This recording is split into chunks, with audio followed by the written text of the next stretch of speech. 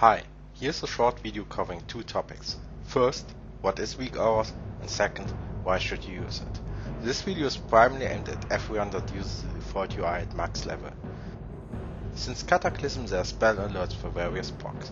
For example, that's how Brain Freeze, Finger Frost, Lock and Dote or Art of War look like. The Blizzard spell alerts are only shown for procs, but you need to keep track of a lot more in combat. Ability cooldowns, buffs or debuffs, and most likely a class resource.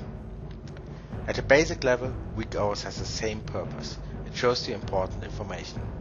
Whereas the Blizzard spell alerts have practically no configuration, Weakauras can be configured to show anything in any way you like. Now before I tell you why I find that important, let's review where the Blizzard default UI shows you various things that you need to keep track of in combat. So pick a class that you are playing.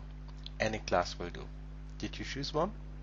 Does your class have any abilities with cooldowns? Well, every class does. Those are shown here at the bottom of the screen. That's not the default UI, but the default UI does the same thing. Do you buff yourself in combat? The Blizzard UI shows your buffs here in the top right corner. Do you need to debuff enemies? The Blizzard UI shows those here in the top left corner. And is your class using any resource? Those are also shown here in the top left corner. Now, why is this bad? Did you notice that there's a fire beneath this character?